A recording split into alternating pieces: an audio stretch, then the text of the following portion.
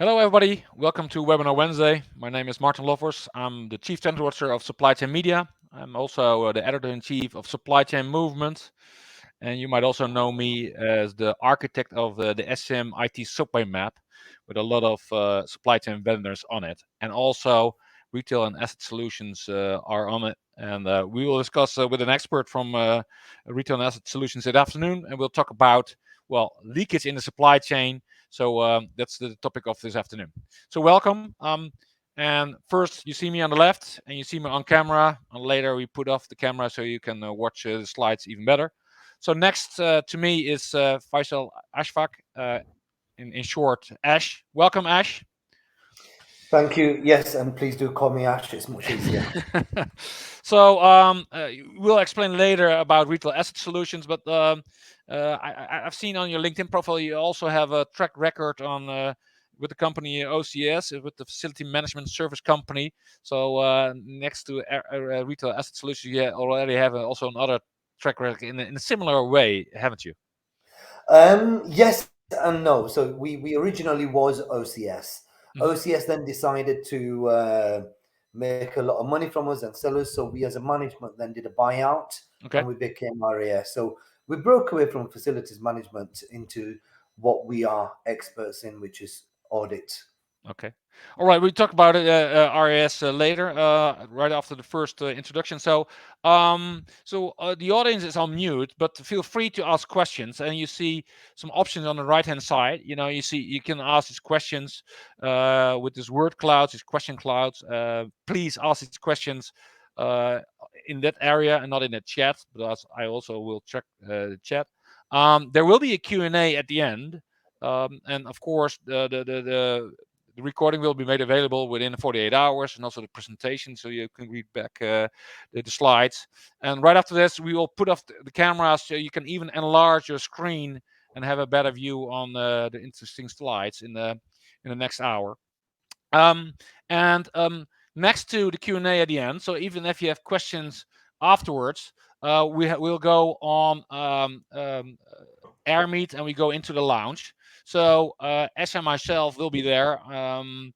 We will be sitting at table 1. So if you have more questions afterwards to Ash or even to me, I will be there. And feel free to join us after 5 o'clock CET. We will be there in the next 30 minutes. All right, but next we're gonna talk about RES, and we're gonna talk about their solution and also about their customers, and we have some interesting references from well-known retail companies in this next hour. But first, as you can see, there are a lot of supply chain software vendors in Europe, and we have mapped them out on an IT subway map. This is a 2022 version. And you see, of course, ERP, WMS, TMS, a lot of sales and operations planning and other kind of flavors, but also invisibility. And also we see retail and asset solutions on it. So that's good to know. They're there. They have a lot of customers in Europe. So based on the customers and the references, we position all these vendors on it.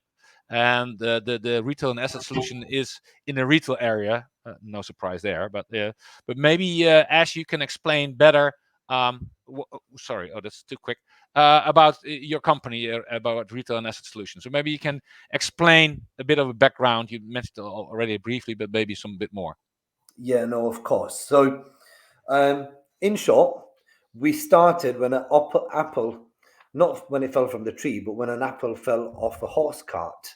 Hmm. Um, Somebody somewhere said, "Well, actually, we don't know how many good apples are left and how many bad apples are," and they started counting, and that was our origin, Martin. If I'm completely honest, Okay. um, and it's progressed and it's progressed and it's progressed. We're now 60 years in the making, or 58 rather, 58 years in the making.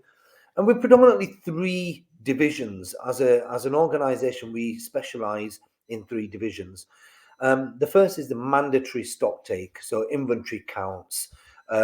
These could be small PI counts or wall-to-wall stores or warehouses. The second division is merchandising.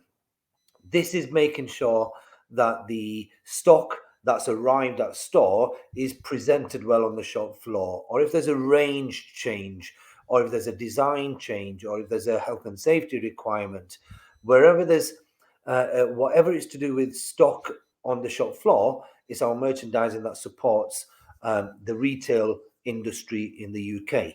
Hmm. And then we come on to the division that I head up, which is supply chain. And supply chain essentially manages and presents and analyzes the stock all the way from the supplier or the manufacturer through the distribution network and the supply chain, all the way through to the back door of the outlet. And the outlet may be the customer's home, it might be the store or another warehouse, or it may be international export. Um, we are an organization that's predominantly Europe based, but we are global. We may come on to a subject later, but of late we've worked in Shanghai, we've worked in Kenya, we've worked in Turkey. We are pretty much global as well. We are the industry leader. There is no other organization that provides end-to-end audits like us within Europe. Hmm. And our support network is just over 4,000 colleagues conducting almost 5 million different audits per annum. So that's just a quick summary for you. Yeah. All right. Maybe if first, before we get into the topic at hand about stock taking and auditing and that kind of stuff. So we have just left the Christmas period behind. So what is your view on the Christmas period? You know, have things changed in the last month? What's happening in your point of view? Christmas period is always busy. It's one of them happy moments in the year where everybody puts aside their challenges and their problems and etc. And just it's a happy moment. Hmm. However, this year has been interesting, Martin, if I'm completely honest, in the sense that we've seen customer trends change.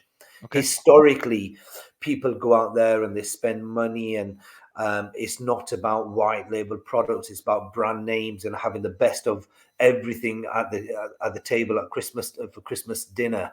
However, this year we've seen absolutely the volumes have gone up. Hmm. The footfall within the stores has been busy, but we're seeing customer trends change in the sense that they're going for more white label products as the recession or the inflation hits, or let's be honest, the bottleneck of the products not coming through, the lack of certain oils, the lack of certain ingredients, people are changing their habits, their shopping habits. Um, we've seen retailers trying to absolutely second guess what their customers are going to do, what trend are they going to follow, what influencer are they going to jump to. There's no way of predicting this. This is, I suppose, to summarize, it's been a very unpredictable shopping experience for the retailers purely because they didn't know which way the customer was going to go. Yeah, and it was on the demand side. And regarding the supply side, did you see any challenges because of Brexit and supplying the stores in the Christmas period? Well, definitely. I mean, we're seeing a global shortage of many key ingredients, which then changes the customers, the retailers' buying habits from product A to product B with an alternative oil type in their foods. Hmm. Um, in terms of Brexit supply chain, where we're in the UK, we're unique to this. We're facing major challenges because of Brexit, but they are getting better. I mean, we've left the European Union, so what do? Do we build? Do we go to trade agreements that we had before Brexit? Do we copy the trade agreements Europe has and apply them with trade corridors in different countries, or do we design our own? And leaving Brexit has only excelled the problem. We've had bottlenecks at Dover. I'm sure the news has gone all over Europe in many occasions where there's been a bottleneck of vehicles backed up at France, in England. We're on a fairly large project with His Majesty's government trying to look at how we can make this better. And we, in conjunction with many other organizations out there, as supporting that for our country. And we're making good ground. There's some really good innovations taking place, and watch this space, see how that progresses. Maybe we'll get that to later on. I see someone raising his hand, but I don't know. If you have a question, please feel free to ask this question in the questions functionality of AirMeet on the right hand side. So you see a question cloud, and that's the one I'm tracking, preferably then to the chat. So please ask questions in the questions area, and I will make sure they will be asked if it's in line of the discussion I will be having with Ash at the moment. All right, but now let's go on to stock taking. So maybe you can explain, Ash, how a typical supply chain looks like, and what are the possible points of leakage in the supply chain, and you're going to address with the audits. Yeah, no, absolutely. So even though we have a diagram on the screen, this is typically your supply chain. There's a supplier or a manufacturer, there's a distribution network somewhere in the middle, and then there's a store.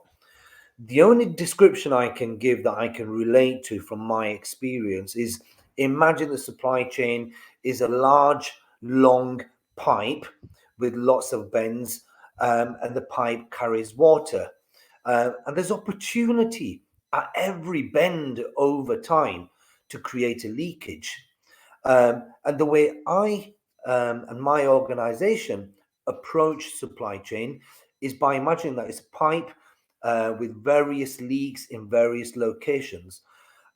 I can stick my thumb on the first leak, but that will not solve the problem. All that will happen is from the other leaks, the water will flow out faster. So what you have to do, if I'm going to serve my customers, if I'm going to serve the people that I work with, then what I have to do is look for an overall solution and try to measure how much leakage is at various points. And so if we're going to conduct an audit, which we're an audit organization, we're an industry trendsetter, then what I have to do is introduce various different audits at various different points to understand what is the overall integrity of the supply chain, what is the impact of the various leakages.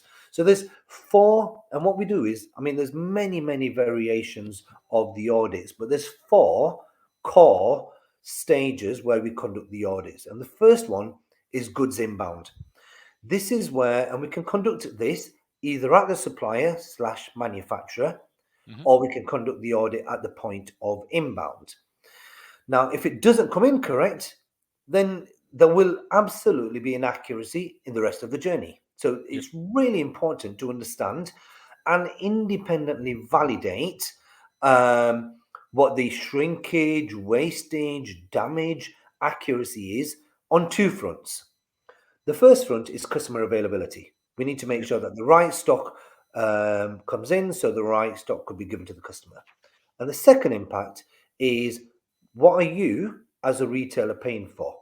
You ordered 100. Is the supplier sending 100, or are they sending 90? And then part B, what was the invoice that came through from them? Was it for 100 or was it for 90? Because they could only provide 90. So really important. The second part is pick. And this is where the most inaccuracy would probably occur. We have agency workers, we have new workers, non-experienced workers, we have experienced workers who've not had a good night the night before, etc., etc., etc. Many different reasons. This is where it could fundamentally go wrong.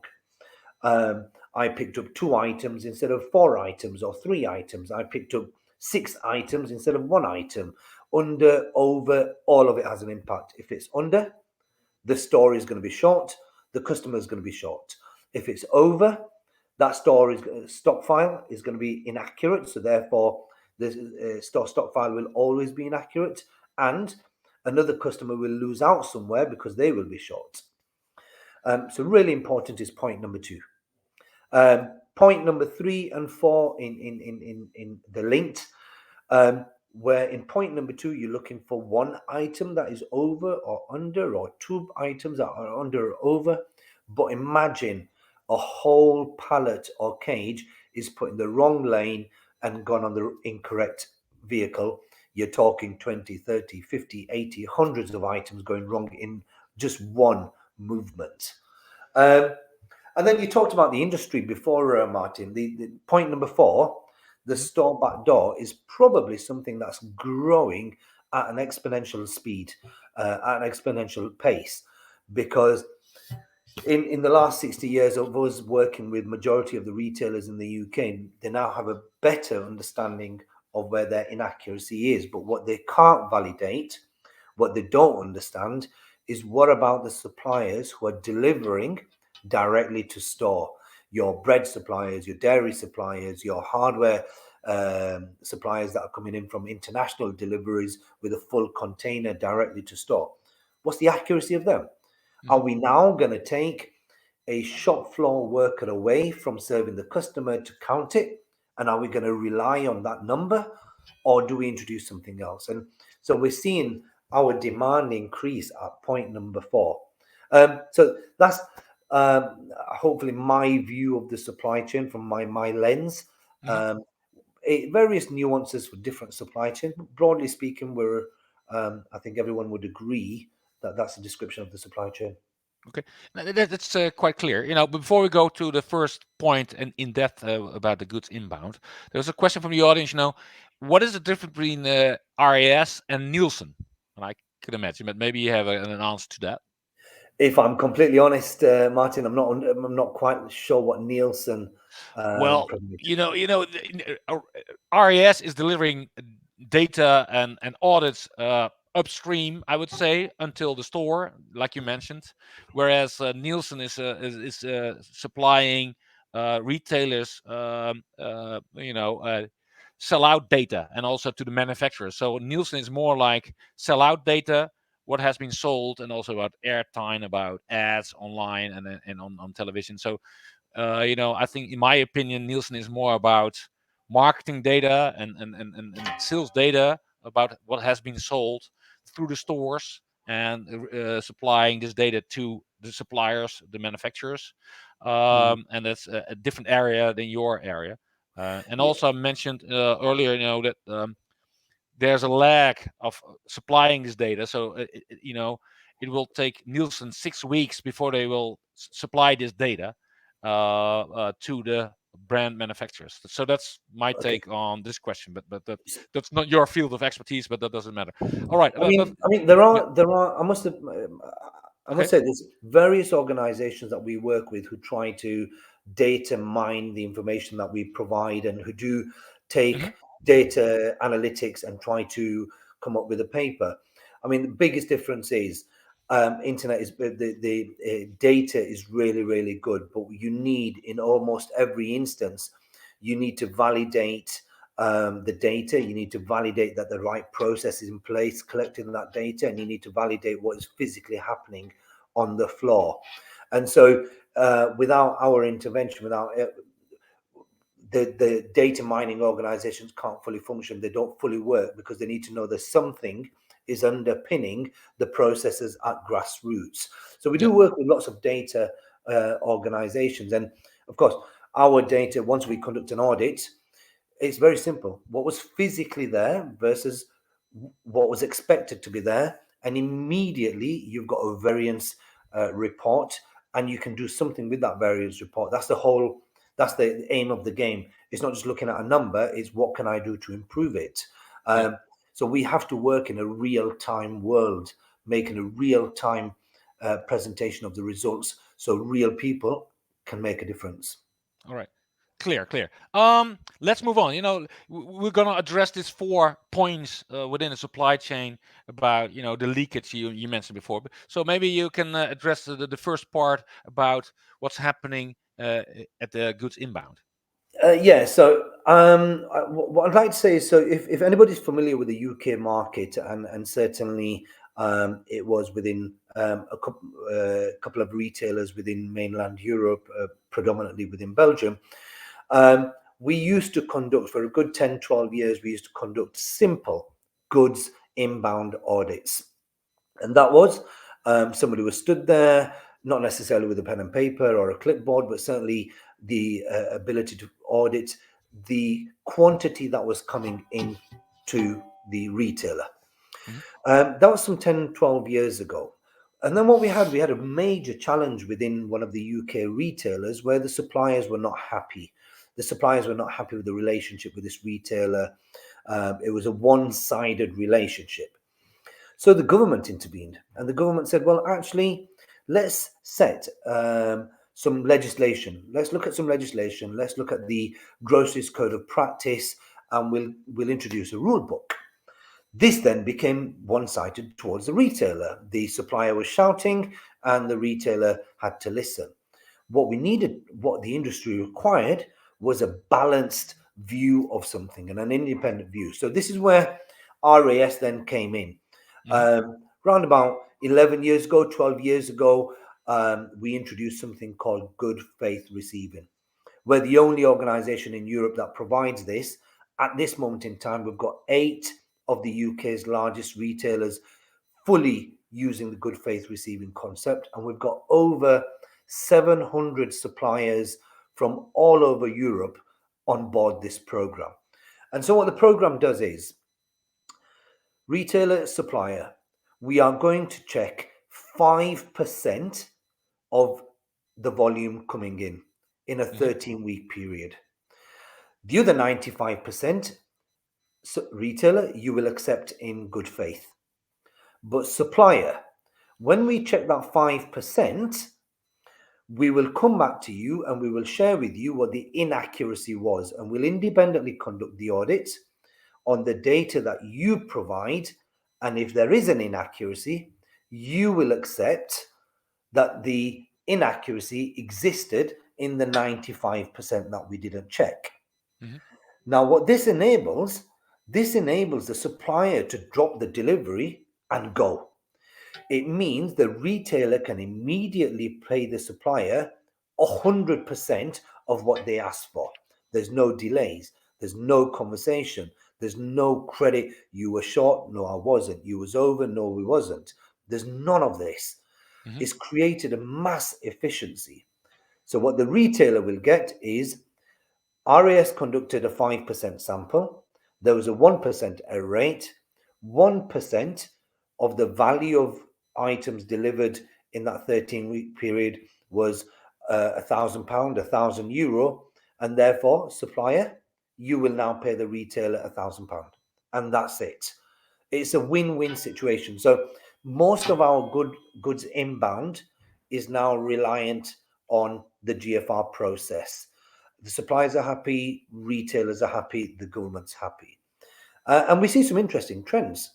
We see an average of 0.25% error rate on ambient products. We see a 0.48% error rate on fresh and chilled products. And that goes up to around about 0.9% for fashion and apparel average for the year. And fashion and apparel is quite a high number. And that's because you could have a red t-shirt and a red t-shirt is supposed to be too medium, but what you've actually got is a red in a large and a red in a small. Easily these problems can happen, and that's why that error rate is 0.89%.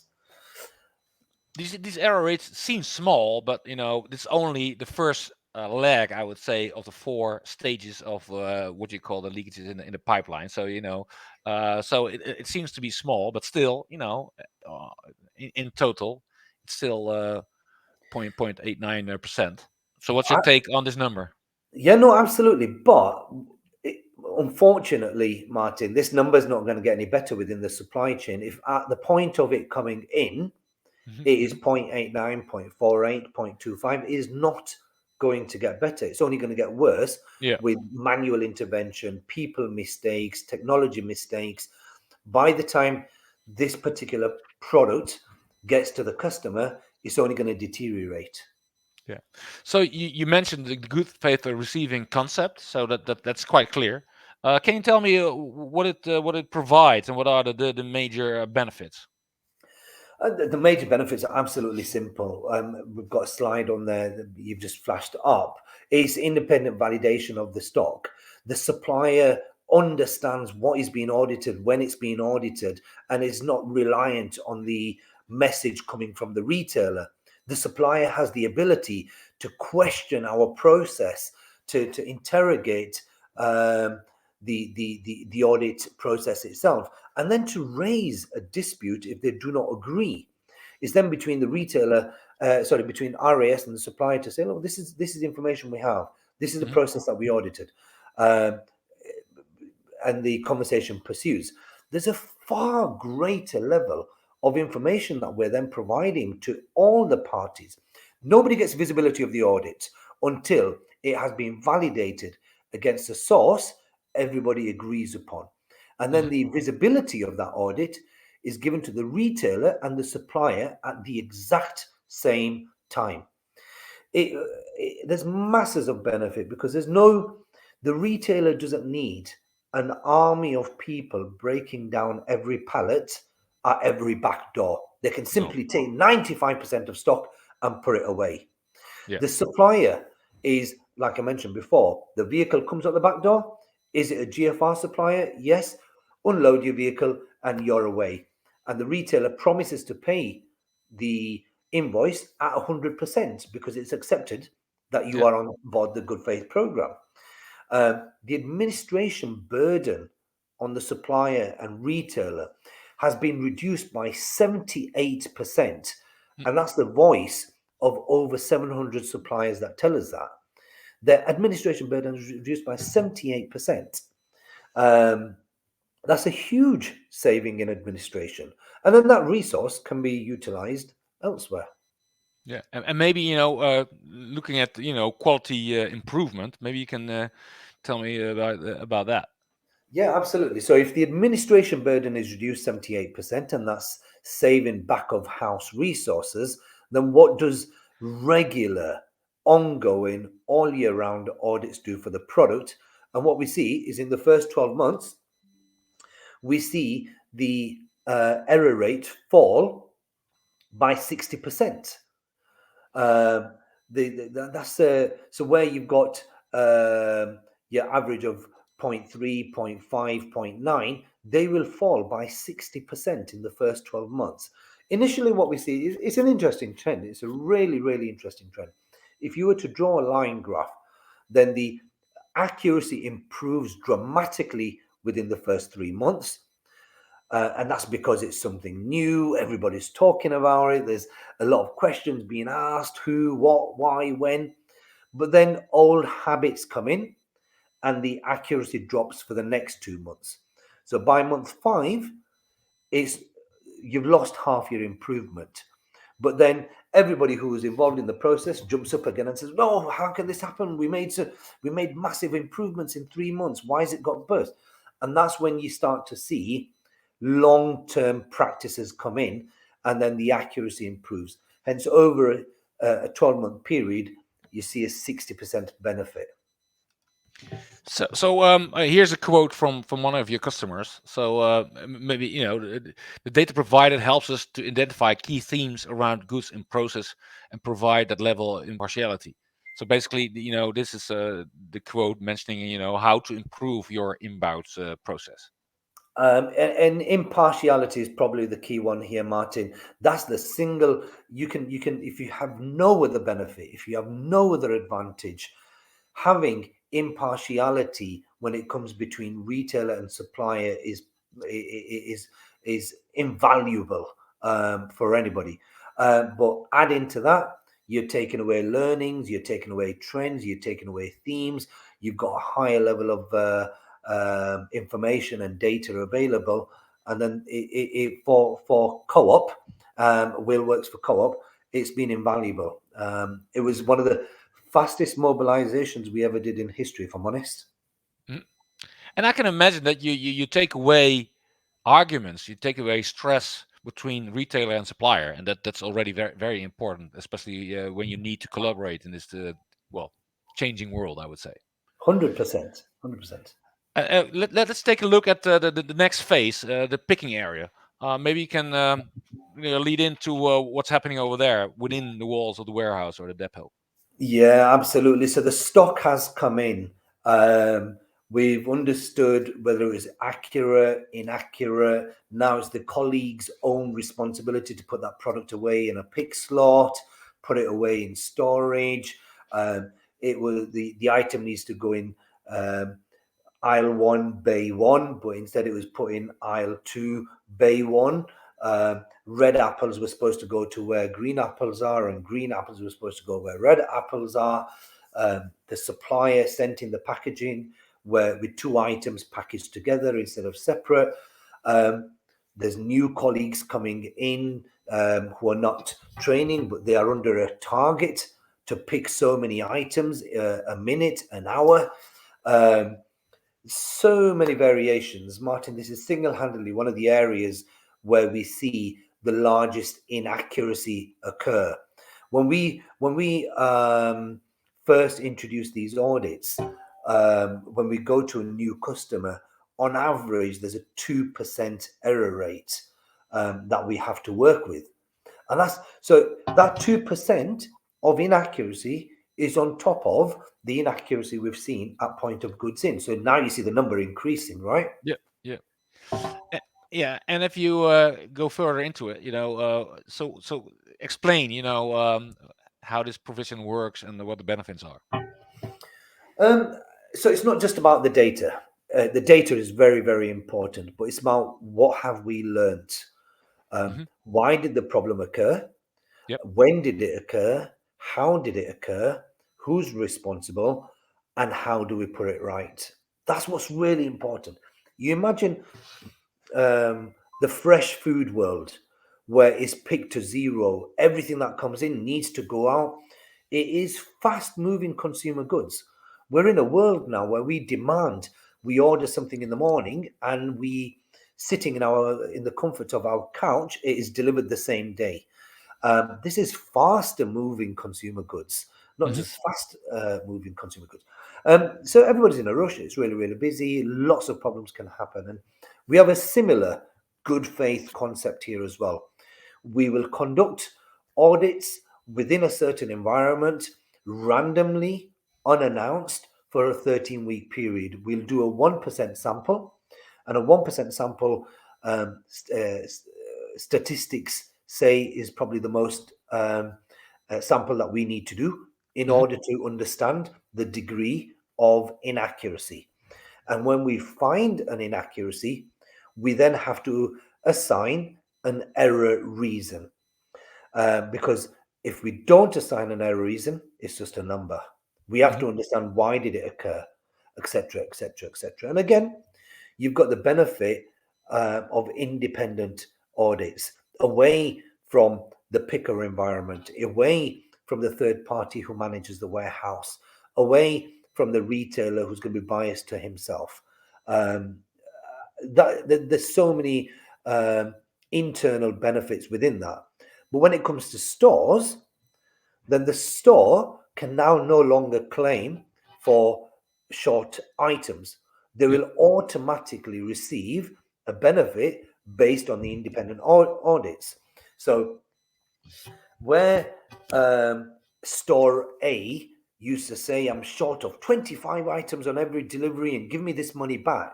Actually, we can't validate that. The retailer can't validate that.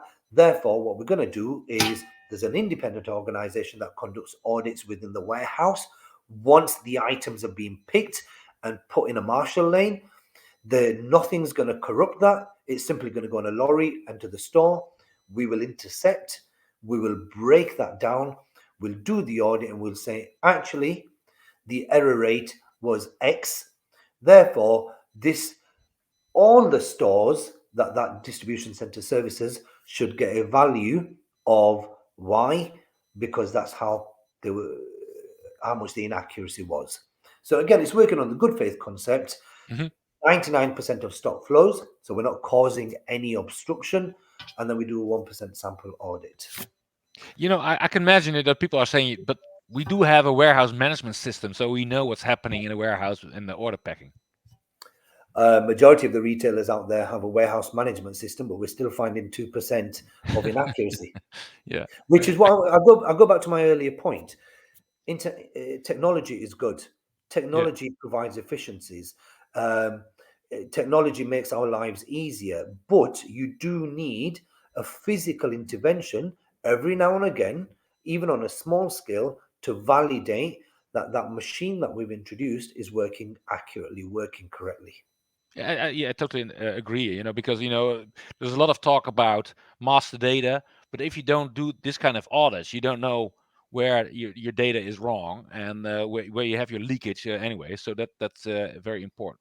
And if you look at the stats, what is it what you get out of this kind of audits on the picking area?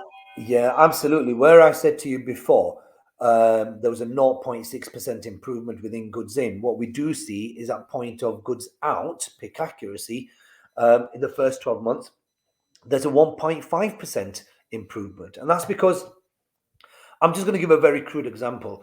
I go into a warehouse, I'm permanently based there. I conduct an audit. Audit is the cage has been picked by Faisal Ashfaq. I will then go have a conversation with Faisal Ashfaq and say, "You made a mistake, friend. How did that happen?" Well, I think I went to the wrong slot, or etc., etc., etc. There could be so many different things. Faisal Ashfaq's going to be cautious the next time I pick. Hmm. I'm gonna be more aware of what I'm doing, because I now know it's not just about speed, it's not just about performance, it's not just about getting the stock out of the door. It's you are potentially. I'm now giving you data that you can work with, and visibility of data, the what's, the why's, the when, Hmm.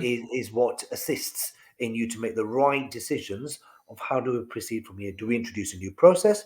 Do we introduce a new concept, etc., etc., etc.? So we see the biggest improvements here of 1.5% after a 12-month period, and then that's maintained. People will always make mistakes, but it's the processes and the tools that you give them with that minimize that or maximize that. It's quite interesting to see this statistic. But, a lot of companies are talking about service level of 95 to 98 and in between. But if you already have this kind of leakage at the picking stage, you already lost the battle to get to the service levels at 98 or 99%. So basically, that's very important to see. And when we look at this quote from Keith Rosser of Waitrose and Partners: "The biggest factor in picking accuracy is people. It's a hard job in a difficult environment with a difficult timeline and a difficult start of the shift." So that's addressing what you already mentioned, where these mistakes in the picking area are coming from.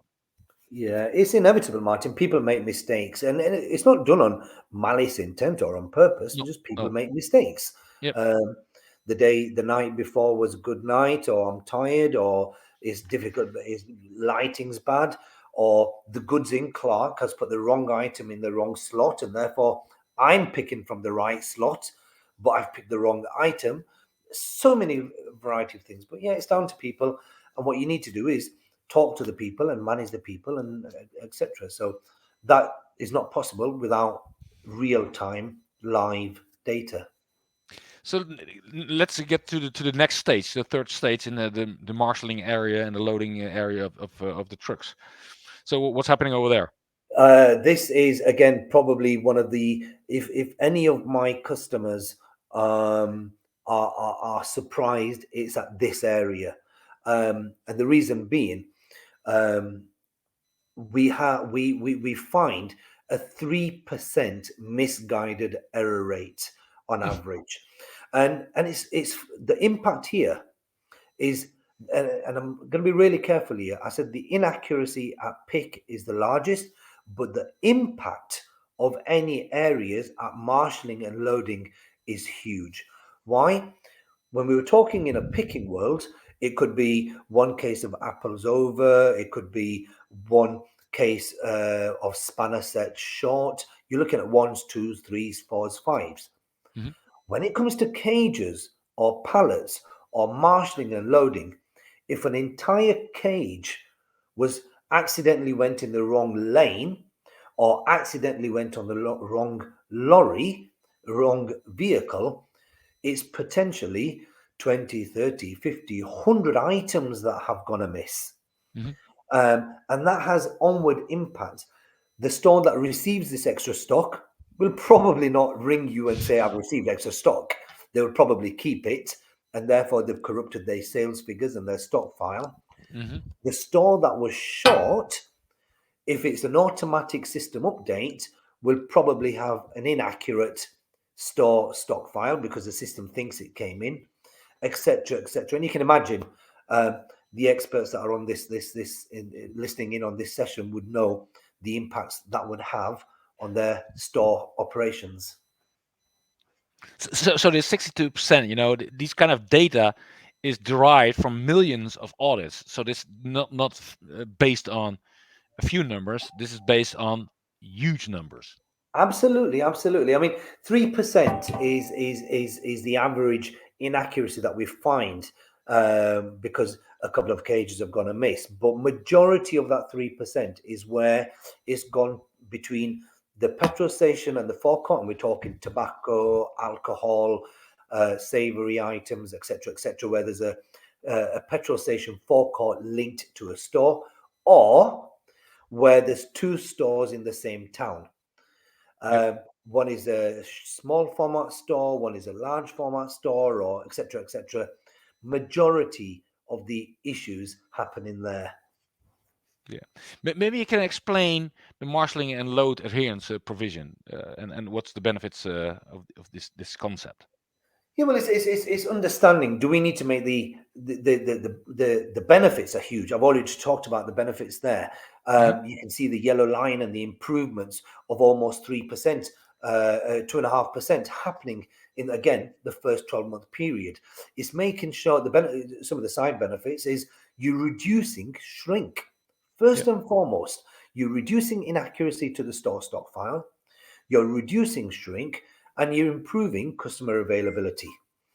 As a side benefit, it then, just like goods in, just like pick accuracy, you're providing a wealth of data and knowledge that you can do something with. Do I need to put bright yellow labels on my cages when I put them on the lorry? Mm-hmm. Do I need to separate the marshalling lanes by another 5 inches? Do I need to do X, Y, Z? You can learn from them and introduce better improvements. And it's independent information. What you can't do, I've seen one of the comments in the chat. Yeah. You can't mark your own homework, Martin. We've seen this. Yeah. People are biased to themselves. You cannot mark your own homework. And if you can't mark your own homework with integrity, then you are never going to learn from the information. No. It's a good point, and you need some independent source. Here's a quote from Steve Kennewell, customer of yours at Sainsbury. We do a load adherence check for some stores on the level of distribution unit, pallet, or delivery cage, and on top of that, we do some marshalling lane checking, resulting in a greater store coverage. So, meaning you don't check all the pallets, but like you explained before, you do. A check, a random check, but basically it's statistics, and then and you can move on. But in the end, you have a greater stores coverage of checking the cages going through the marshalling lane and into the lorries to the stores. Yeah, absolutely. I mean, if you've got a store with 1,300 items, that's going to take me an hour to check. Yeah. Right. But if you've got a store that's been picked and it's marshaled and it's 13 cages, that's going to take me 2 minutes to walk down the marshalling lane just to make sure it's the right cage in the right lane for the right store with the right label. That's going to take me minutes. So now I Yeah. can audit 20 stores at a very higher level, but understand that I'm not going to cause any corruption. So again, an invaluable. This is where you can, because it's got the greatest negative impact, it also has the ability to make the biggest single improvement with one step. Yeah. Okay. And now we get to the final stage of direct to store. So a lot of brand manufacturers, suppliers are delivering direct to store. They don't deliver to the distribution center of the retailer, but they deliver directly to the stores. So what's happening over there, and how can you improve that area? Yeah, again, this is this, and we've learned, Martin. We weren't born with the knowledge. We've taken 60 years to learn the knowledge of what's going on in the industry and what can we do to support and what can we do to help, and more importantly, it's 60 years of the customers and the suppliers telling us what their challenges are and what we can do to fix them. So it's working with our partners, with our customers that help us understand what's going on. And of late, this is where the focus. So let's say 50 years of us being within distribution centers, giving them valuable information on who, what, why, when. Hmm. What they don't know is what about the dairy provider and the bakery provider that delivers directly to store every single morning, and these goods are bang within minutes. These items are sold, the customers are in, they're being taken away. What's the inaccuracy? Well, they don't come to warehouse, so we don't have the benefit or the liberty of taking our time to check them. Hmm. We don't have the retailers don't have the budget to ask every single store colleague to go check the delivery and do a detailed check of every single item. But why not introduce a good faith concept there? Why Yeah. not get a mobile auditing team that will go from store to store to store to store, auditing a sample of any supplier that goes directly to store and measure them? You can't conduct an audit every single day, but what you can do is if there's a recognized process, or introduce a Hmm. randomized audit that will Yep. happen 365 days of the year. So what we do see is over a 1% inaccuracy on average when it comes to milk, dairy, bread, bakery. Now, when the buyer is being questioned, what is going on with your items, but the items are not going through head office or the distribution network, they're going directly to store, that's where we come in and assist and say, well, look, let us help you. Let's do the audits. Let's understand what the trends, what the error is here. And quite often, what you'll see is milk cartons look very similar, but Yeah. they are different flavors.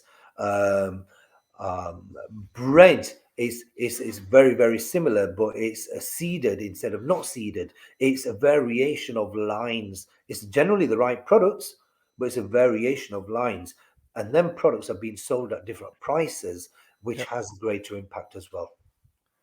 And what about import items? Import items. So this is. Let me give you. I'm not sure if you're familiar or your listeners will be familiar. This, the biggest learning that came about in the UK industry was when a container from the Far East, which was supposed to be carrying lots of Christmas items, arrived at a store. I won't name the store, but it arrived at a store in the UK. Hmm. Um, the store had pulled in all of its staff to make sure that we could get this stock out very quickly. But when the container was opened, it was empty. There was nothing in the container. We know what went wrong. We know where it went wrong now. We've done the investigations. Um, but import, you can't do nothing with it. It's left a country hundreds and thousands of miles away. It's traveled through various other countries to get here, and it's more often than not, it's going directly to a store. Um, it's generally larger deliveries, occasionally the odd item, but again, what I'm trying to get to here is the importance of trying to understand what is causing my inaccuracy. Yeah. If, yeah, I need to be able to validate every single avenue to understand what's impacting my negativity and where it's going wrong. And with import items, whether it's clothing, whether it's hardware, we're seeing an average of 1.7%. And let's be honest, some of the Far East countries, some of the less developed countries do have um, less the importance and the integrity of stock and the quantities probably less on their agenda than it probably is on ours. Hmm. Yeah.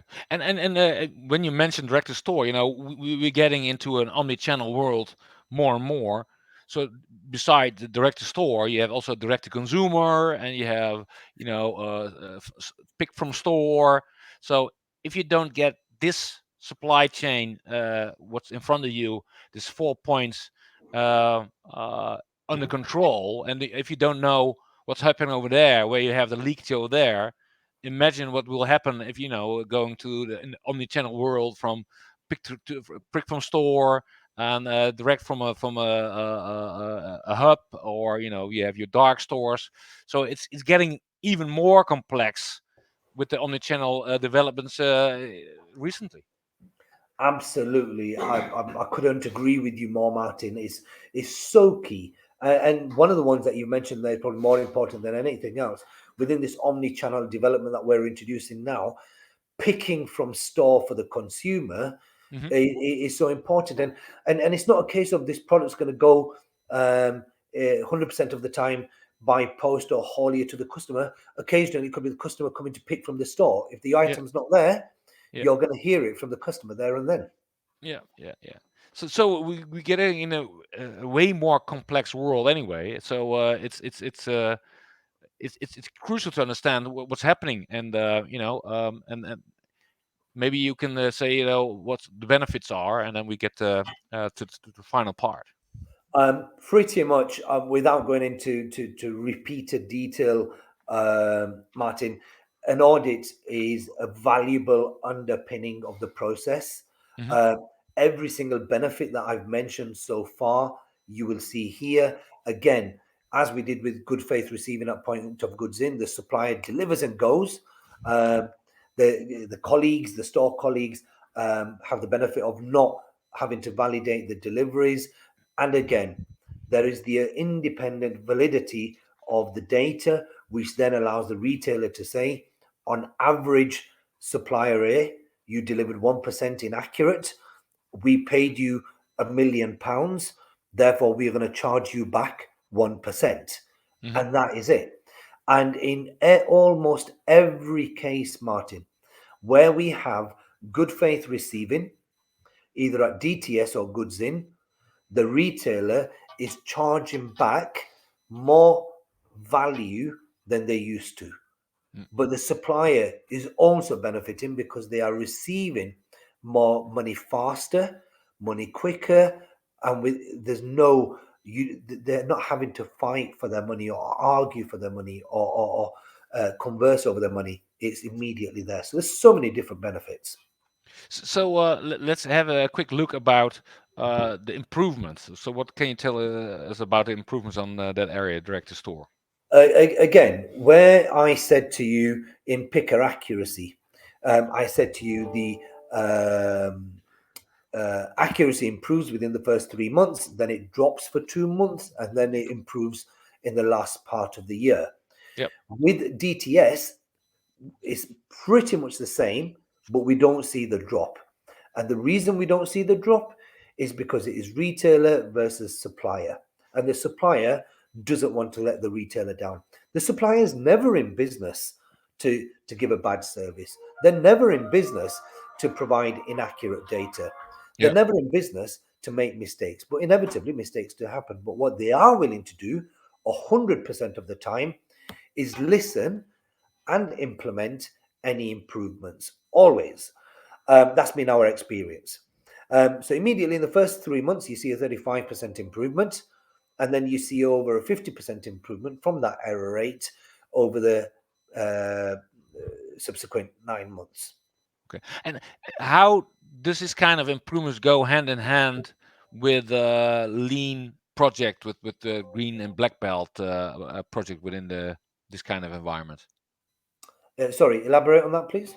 So you see a lot of lean, or people with green belt or black belt looking at quality improvement. Is it also something you apply in this area?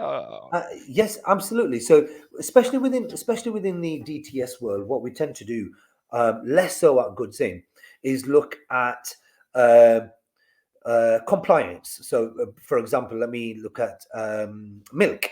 Hmm. So, the milk, the buyer and the supplier agreed um, that there needs to be 5 days life on the product. Yeah. Um, the supplier said on their advanced shipping notice that there's 6 days life on the products. So now, as well as quantity, we also need to be make sure that the retailer is lean in their process and efficiency, and they're reducing their shrinkage by checking what the supplier declared versus what the agreement was. If I'm going to pick up this product, if I'm going to hold it in my hand, if I'm going to take some data from it, then I may as well take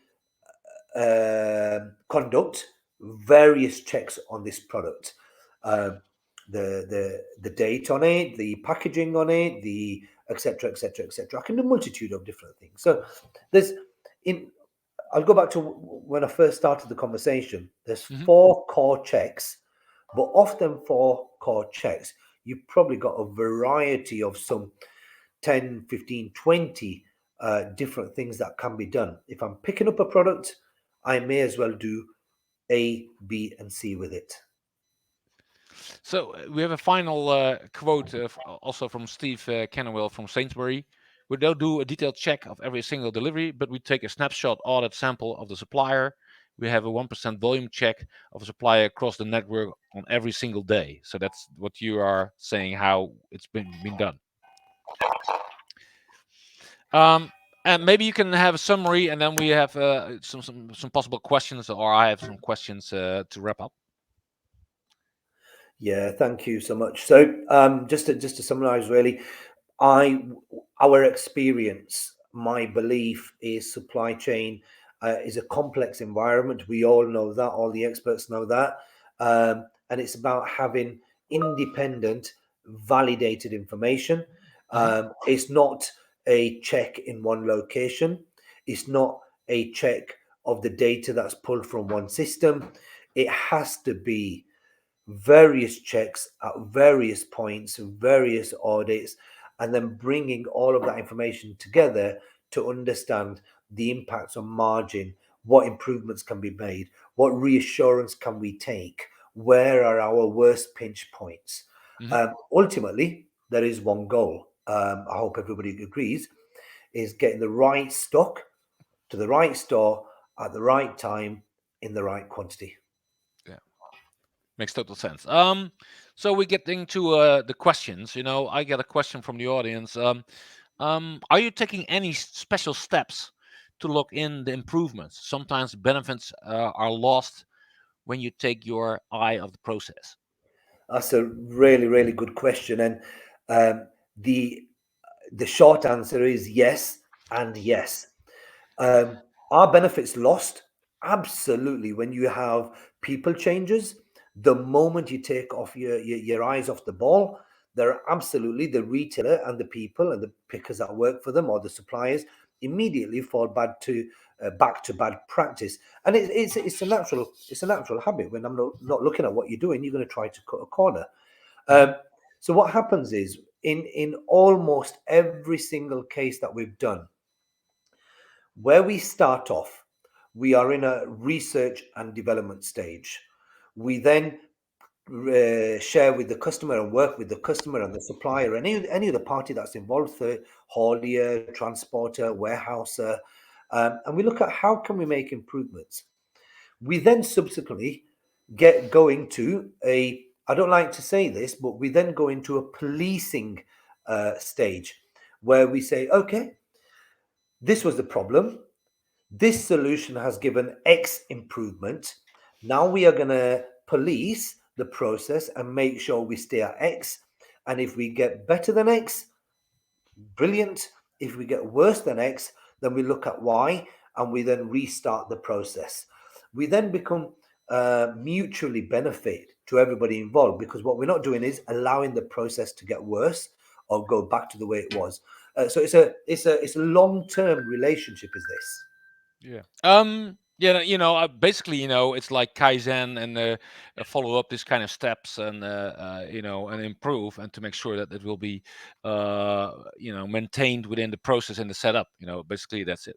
Unfortunately, I had some questions about you going through Kenya lately and go through the whole process of checking how the shipment of coffee from Kenya into the UK when how to improve it. Unfortunately, we are out of time. So what I would suggest, we'll be there the next 30 minutes. We'll be sitting at table 1. So you have some more questions, or you are willing to spend some time and have some questions to ask myself, I will be there. So basically, there is some time over there to discuss this topic further. Next, here's the link to our IT subway map. You can download it, and there's also an interactive version. You can click through all the systems, the types of software and supply chain, and also the vendors, and go through there. With the RES, we have created a checklist for supply chain accuracy, so you can download it if you haven't already done so. So you feel free to go there.